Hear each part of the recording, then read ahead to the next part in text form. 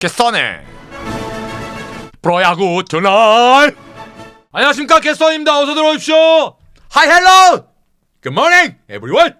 이번 주서부터 제가 매일 야구 소식을 여러분들과 함께 공유하고 소통하고 있습니다. 마음에 드실지 모르겠으나 열심히 준비해서 여러분들과 함께 비시즌에도 계속해서 함께 할 겁니다. 그리고 제가 공지사항에 글을 올려놨는데 이번 시즌서부터는 구단 분석, 각 구단 10개 구단 리뷰를 11월 마지막 주서부터 시작을 할 겁니다. 구단별 분석도 많은 시청 부탁드리고, 또 여러분들이 또 같이 즐겨주시면서 또 구독해주시고 그럼 또 제가 힘나지 않겠습니까? 잘 부탁드리겠습니다. 자, 오늘 준비한 소식 함께 하도록 하겠습니다. 먼저 이제 슬슬 아시아 쿼터의 계약자들이 오늘서부터 이제 발표가 됐습니다. 먼저 가장 첫 번째 공식 기록으로 계약을 한 아시아 쿼터 1호는 한화 이글스의 왕옌청 선수입니다. 대만 아시안컵이었죠. 국가대표도 지냈었고, 또 라쿠덴 소속으로 사실은 이스턴 리그에서 엄청나게 공을 들였던 라쿠덴 구단도 공을 들이고, 심지어 한국 구단들이 너무 많이 이 친구한테 관심을 가지니까 시즌 도중에는 컨택 포인트를 다 차단까지 했었던, 그만큼 라쿠덴에서도 공을 들인 그런 좌완 투수입니다. 일단 150을 던지고, 손혁 단장님이 기사를 보니까 시즌 도중에 이 친구 로테이션을 맞춰서 일본에 가서 실제로 시즌 도중에 게임을 봤을 정도로 공을 들였고 100개가 넘어도 스태미너에 전혀 문제가 없는, 근데 이 친구는 제가 봤을 때는 라쿠덴 1군에서 기용을 할 정도로 공을 들였던 라쿠덴에서도 친구면 상당히 저는 괜찮은 친구라고 생각을 합니다. 또 하나의 특징, 최근에 얼마 전서부터 대만 투수들이 구속혁명이 우리나라보다 더 빨리 시작이 돼서 대만의 대표팀 선수들은 마이너리그 싱글A가 됐던 아니면 국내 리그 선수들이 됐던 스피드업이 상당히 돼 있었습니다. 근데 우리나라는 좀 늦었죠. 이제 좀 150을 상회하는 투수들이 리그에 전반적으로 좀 많아졌습니다. 그런데 저는 아직도 솔직히 말씀드리면 갈 길이 멀다라고 생각하는 게, 우리나라에서 150을 쉽게 던지는 투수들은 공통점이 있습니다. 첫 번째, 나이 어린 친구들. 두 번째, 다 불펜 옵션들이에요. 물론 문동주 같은 친구는 아니지만, 근데 안타깝게도 현실적으로 말씀드리면 일본은 두말할 것도 없고 이제 대만도 선발 투수들의 스피드업이 상당한 수준이 올라와 있다는 겁니다. 근데 이 친구는 좌완입니다. 그리고 또 하나, 요런 게 이제 조금 억지스러운 끼워 맞추기인데, 라쿠덴이 이글스죠. 근데 거기는 그냥 이글스도 아니에요. 라쿠덴 골든 이글스입니다. 한화는 그냥 이글스예요. 그러니까 일본 독수리가 한국 독수리 된 거예요. 왼손 독수리. 근데 모르겠습니다. 저는 만약입니다. 이 친구가 선발로 기용이 되잖아요. 그러면 폰세하고 와이즈가 있었다고 쳐봐요. 폰세, 와이즈, 원투에 문동주에 이 친구의 류현진이면 구성이 5선발이, 그건 법적으로 문제 있는 거예요, 그거. 그런데 이제 폰세, 와이즈가 아직 어떻게 될지 모르니까. 근데 그만큼 제가 봤을 때는 아직 까지 않았지만 매우 좋은 친구를 데리고 왔다. 왜? 이 친구한테 빨대 꽂은 구단이 알려진 것만 6개 구단이랍니다. 우리나라 팀이. 그리고 야구단 현장 스카우터들 사이에서는 9개 구단이 전부 관심이 있다 했을 정도로 우리나라 돈 1억 5천으로 잡아왔어요. 근데 솔직히 전 걱정됩니다. 얘 1억 5천 주고 잡아왔는데 얘가 덜컥 10승을 해봐요. 그러면 우리나라 투수들 진짜 벽 보고 반성해야 돼요. 저는 근데 가능성 충분히 있을 거라고 봐요. 관전 포인트입니다. 다음, 이 친구는 KT입니다. 시라카와 친구 스기모토. 시라카와는 우리나라의 독립리그 출신으로 SSG와 두산에서 뛰었던 그 시라카와의 친구. 이 친구는 총액이 12만 달러, 1억 조금 넘습니다. 일단은 일본인 투수들은 제구는 어느 정도 간다고 봐야 돼요. 일단은 약간 왔다 갔다 할 것 같아요. 왜냐하면 보시면 일본 리그에서도 선발과 중간으로 왔다 갔다 했었기 때문에 KT가 생각보다 중간이 그렇게 예전처럼 탄탄하지 않거든요. 그리고 KT는 선발은 좀 옵션들이 꽤 다양하기 때문에 저는 일단은 불펜으로 저는 분류를 할 겁니다. 한번 지켜보시자고요. 근데 이제 공식 1호는 이 친구인 것 같아요. 시간대로 보면. 아시아쿼터 1호 주인공. 그게 뭐 무슨 차이가 있겠습니까? 다음 한화 얘기입니다. 저는 이런 게 지역 밀착형 마케팅이라고 생각합니다. 이게 뭐냐 하면 한화가 창단 40주년을 기념을 해서 그리고 올해 팬 여러분들의 성원에 감사하는 의미로 대전에서 불꽃축제 행사를 연다고 합니다. 보시면 선수단 팬사인회 드론쇼와 불꽃쇼. 한화는 아무래도 모기업 자체가 화약에 특화되어 있고 요즘은 이제 뭐 잠수함 산업이라든지 군사 밀리터리 쪽으로도 넓혔죠. 그래서 한화가 올해 이제 성원해주신 팬들을 그 프랜차이즈 도시에서 특징을 살려서 이렇게 하는 거 저는 매우 잘하는 거라고 생각합니다. 그래서 이런 게 꼭 우승을 해서 해야 하는 거다? 저는 그렇게 생각하지 않아요. 우리 지역에 프랜차이즈 두고 있는 팀이 올해 성원해준 팬분들에게 감사합니다라고 해서 할 수 있는 것들 밀착형 마케팅 전 상당히 바람직하다라고 생각을 합니다. 좋은 한화 팬 여러분들에게 선물이 되시길 바라겠습니다. 다음 NC가 지금 패디가 복귀설이 있고요. 하트도 복귀설이 있습니다. 그리고 작년에 에이스 역할을 했던 라일리까지. 그런데 이건 행복한 고민이잖아요. 만약에 라일리는 NC가 25시즌에 에이스였고 라일리가 액수가 맞아요. 재계약을 한다고 칩시다. 그 다음 정말로 패디, 하트 둘 중에 한 명을 잡았다고 칠게요. 그러면 제가 봤을 때 외국인 원투는 25시즌 폰세 와이즈의 버금가는 원투가 될 가능성이 매우 높습니다. 그러면 예를 들면 만약에 그러면 라일리도 안 잡고 만약에 미쳐갖고 패디, 하트 이렇게 원투를 잡아버렸어. 그러면 라일리, 패디, 하트 이 셋 중에 둘이라고 치고 바로 누구로 넘어가요? 국내 선발이. 건강한 구창모. 그리고 저쪽 5선발 쪽에 신민혁. 4선발로는 올해 테스트 받았던 친구들. 김노건, 목지훈. 또 그리고 NC는 어디서 또 튀어나와요. 또 뭔가 누군가가. 불펜은 올해 중후반에 세팅이 됐으니까. 근데 여기 보시면 둘 다 영입하는 건 어렵다. 사실 이건 쩐의 전쟁입니다.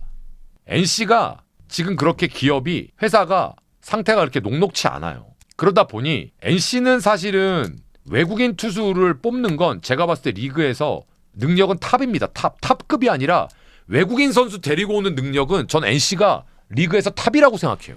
거의 실패가 없습니다. 근데 이제 올해 그 데리고 왔던 로건 이 친구는 좀 반성해야죠. 근데 지금 이 내년 시즌 NC의 외국인 투수의 운영, 영입은 아마 리그 전체의 순위에도 상당히 큰 영향을 미칠 겁니다. 패디를 다시 본다? 야씨. 그러면 사실은 저는 욕심상 폰세가 한화에 남았으면 좋겠어요. 이건 낭만이죠. 우리 리그에 패디와 폰세가 각기 다른 팀에서 뛰어. 야. 근데 우리 리그에서 패디하고 폰세가 선발 싸움을 붙어. 우와. 예술인 거죠. 암튼 여러모로 내년 시즌 구단 분석도 많은 기대해 주시고 지금 NC도 뜨거운 감자다. 다음 안타까운 소식입니다. 박준영 선수가 사실은 두산으로 간다고 했을 때 제대로 데려가는구나. 왜? 이 친구는 정말 말 그대로 천재입니다. 제가 헷갈리는 걸 수도 있어요. 처음에 입단했을 때 투수로 입단. 근데 투수 안 되겠어. 유격수. 근데 투수 다시 밀었나마. 투수. 아니야. 난 유격수가 맞는 것 같아. 장타력 갖고 있죠. 그러니까 너무 뻔한 얘기지만 고등학교에서 유격수 투수를 맡고 하잖아요. 그럼 걔가 그 팀에서 야구 제일 잘하는 애예요. 이런 스타일. 2025 시즌 개막전 선발 유격수였습니다. 두산에. 두산이 김재호 선수가 은퇴하고 안재석이 군대를 가면서 사실 유격수 포지션이 무주공산이었잖아요. 이유찬도 들어가고 근데 물론 이제 올 시즌에 오명진도 나와주고 박준순도 그래서 영입을 하고 신인 루키를 근데 이 친구를 과감하게 이제 기용을 했는데 그런 이 친구가 시즌 끝나고 나서 야구를 그만두겠다. 부상 때문에 몸이 완전치 않으니까. 그래서 저는 이 유망하고 나이도 어린 친구가 은퇴한다고 하길래 얼마나 마음고생이 심했을까. 저 젊은 친구가. 그래서 저는 한 번도 본 적도 없고 또 제가 응원하는 팀의 선수도 아니지만 이렇게 젊은 친구들이 본인이 평생 해온 거를 일단 그 분야에서 포기한다라고 하면 그때까지의 고민, 갈등, 마음고생은 저와 여러분들이 상상하는 거 몇 제곱 이상일 겁니다. 얼마나 고민 많이 하고 얼마나 좌절하고 힘들었겠어요, 심적으로. 그래서 저는 그냥 어떤 길을 가든지 간에 꼭 잘 되기를 바라겠습니다. 진심으로. 네, 이게 운명의 장난인지 모르겠는데 이틀 전에 김찬영 선수의 은퇴도 기사가 나왔어요. 놀랍게도 이 친구도 NC에서 유격수 유망주로 엄청나게 각광을 받았던 선수입니다. 그 두 선수가 한 친구는 두산으로, 한 친구는 SSG로. 근데 안타깝게도 그 두 친구가 전부 현역 은퇴를 선언을 한 겁니다. 이틀 상간으로. 너무 안타깝더라고요. 그러니 저렇게 유망주고 저렇게 인정을 받아서, 그러니까 팀을 옮긴다라는 건 인정을 받았기 때문에 팀으로 옮기는 거잖아요. 적어도 그 선수를 영입한 팀에서는. 근데 이렇게 날고 기었던 선수도 못 버티는 게 1군인 것 같아요. 그래서 박준영, 김찬영 이 두 선수의 앞으로의 미래 어떤 방향으로 가든지 간에 진심으로 응원하겠습니다. 다음, 제 유튜브 시청자 중에 어떤 롯데팬 분의 댓글 절규 고생하십니다. 잘 보고 있습니다. 롯데 소식도 부탁드리겠습니다. 그랬더니 어떤 분이 그 밑에 댓글에 롯데 소식이 특별한 게 없는데요 라고. 제가 누굽니까? 캐스터 아닙니다. 왜 없어요? 정말 중요한 이슈가 있는데. 자, 지금 롯데는 김태형 감독님이 1군 선수들까지 불러다 놓고 마무리 캠프를 빡세게 하고 있습니다. 온통 박찬호예요. 그건 됐고 어제 얘기했으니까. 그것만큼 흥미있고 중요한 이슈. 지금부터 한번 생각해 보시죠. 첫 번째, 일단 작년에 롯데는 데이비슨 선수를 중도에 퇴출시키면서 악수가 터져 나왔습니다.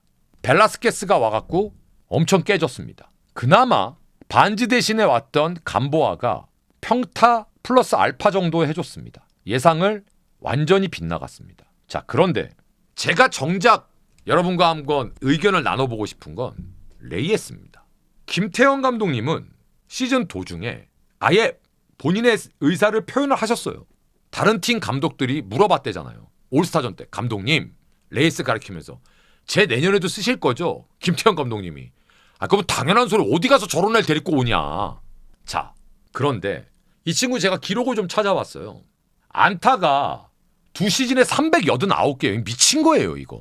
근데 홈런이 두 시즌 합쳐서 28개입니다. 에버리지는 3할 3푼 9리. 자, 여러분들께 질문하겠습니다.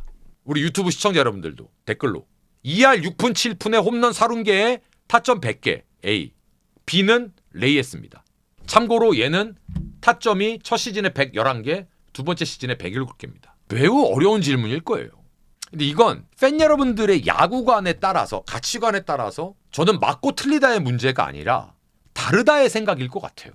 뭐냐 하면 보세요. 롯데가 홈런이 부족한 팀이에요. 더군다나 사직구장에서는 홈런이 무지하게 나오는데 다른 팀들은 홈런 뻥뻥 쳐대는데 가장 게임을 많이 하는 롯데가 홈런이 너무 안 나와. 근데 외국인 선수가 그 부분을 해줘야 돼. 맞지. 너무 맞지. 틀린 얘기 절대 아니지. 그래서 이게 어려운 문제인 거죠. 그래서 홈런을 잘 칠 수 있는 선수가 필요해. 자, 그러면 극단적인 비교지만 이렇게 우리가 이해를 한번 해보자고요. 이건 그냥 이해하기 편하게 위즈덤과 한번 비교를 해보겠습니다. 2할 3푼 6리에 홈런 35개, 타점이 85개입니다. 그럼 만약에 롯데가 데려갔는데 이런 친구를 데려갔어. 만약에, 그러니까 장타려오는 35개잖아요. 그럼 제가 왜 이렇게 예를 들어 드리느냐. 물론 안 그래야 됩니다만 NC의 데이비슨을 한번 보자고요. 데이비슨은 두 시즌에 걸쳐서 3할에 6박했고요. 홈런은 82입니다. 타점은 119, 97. 자, 그러면 비교 대상이 데이비슨입니다. 아까 레이에스와. 그러면 데이비슨이죠. 롯데가 필요한 것뿐만 아니라 많은 팀들이 데이비슨을 선호할 겁니다. 자, 그러면 우리가 이제부터 생각해야 될 거. 롯데의 딜레마가 저는 이해가 되는 게, 자, 놔두면 알아서 3할 이상의 최다 안타왕에 근접하는 레이에스를 계약을 안 했어. 그리고 데이비슨 같은 스타일을 뽑기 위해서 새로운 우타 거포를 데리고 왔어. 근데 얘가 데이비슨일지 위즈덤일지 그게 어려운 거예요. 데이비슨이라면 당연히 뽑죠. 근데 데리고 왔는데 위즈덤이네? 그러면 그때 가서 야씨 레이에스를 거봐 내가 놔두라 그랬지. 이게 딜레마라는 거예요. 그래서 김태형 감독님의 얘기가 저는 이해가 돼요. 감독들 타팀 감독들이 쟤 내년에도 쓸 거죠. 야 어디 가서 저만한 애 데리고 올 건데. 전 이게 너무 당연하게 쉽게 나올 수 있는 멘트 같아요. 자, 저는 이 친구의 재계약을 조금 더 가능성 높게 보는 게 내년에 장타를 기대하고 쳐줄 만한 국내 옵션이 컴백을 합니다. 한동희. 그러면 굳이 3할 2푼 3푼 최대 안타왕과 리그 최고의 확률을 가지고 있는 선수를 버리는 도박? 이건 조금. 그래서 저는 굳이 얘기하자면 재계약하는 게 일단은 맞다. 왜냐하면 한동희가 없을 때, 한동희가 올 때는 조금 다르거든요. 근데 내년엔 복귀를 하니까 일단은 저는 재계약을 할 것 같아요. 득점권 타율도 어마무시합니다. 심지어 7, 8, 9에 경기 중반 이후의 타율은 4를 넘어가던데요. 제가 보니까. 그러니까 홈런이 저것밖에 안 되는데 타점은 매년 100개를 훌쩍훌쩍 넘겨버리죠. 정말 좋은 타자예요. 좌투수 우투수 안 가리고. 근데 저런 선수를 푼다? 쉽지 않아요. 야구는 무슨 게임? 확률 게임. 얘 더군다나 2시즌 정경기 다 나왔는데요. 저렇게 내실 있는 선수를 쳐낸다? 쉽지 않아요. 그래서 롯데는 제가 봤을 때는 외국인 투수 2명 다 바꾸는 쪽으로 가지 않을까? 그리고 이 친구는 일단 가자. 일단. 투수는 다 바꾼대요. 네, 그게 맞아요. 제가 봐도. 그러니까 롯데는 빠따는 문제 없어요. 장타가 좀 떨어져서 그렇지. 유강남 선수가 좀 내년에 좀 정신 좀 차리고 한동희가 복귀해서 20개 정도만 때려주면 충분히 무서운 타선이 될 겁니다. 아주 상대를 진짜 물고 늘어지는. 암튼 레이에스 딜레마. 이런 주제를 찾아서 여러분들과 함께 소통화를 계속 비시즌 때 저는 할 겁니다. 자, 오늘 이렇게 해서 제가 준비한 소식은 이만큼까지 여러분들과 함께 하도록 하겠습니다. 늘 감사드리고 제가 이제 저녁 때 매일 판교로 와서 배구 경기를 라이브로 여러분들과 보고 그리고 이제 배구 경기 끝나면 이제 한 10시 어바웃으로 녹화를 시작해서 라이브와 시작을 해서 이제 영상을 다음날 아침 8시에 올리는데 늘 이제 여러분들께 양질의 영상을 좀 보내드리고 싶습니다. 근데 저는 아무래도 막 까불락거리고 지랄 발광하는 것보다 이렇게 좀 진중하니 야구 얘기를 좀 깊게 여러분들과 나누는 스타일이 전 좋은 것 같아요. 그래서 여러분들께도 좀 도움이 되시고 생각해 볼 만한 그런 이슈가 좀 늘 되기를 바라고 있겠습니다. 늘 함께해 주셔서 감사드리고요. 오늘 제가 준비한 소식은 여기까지였습니다. 내일 뵙겠습니다. 캐스터이었습니다. 고맙습니다.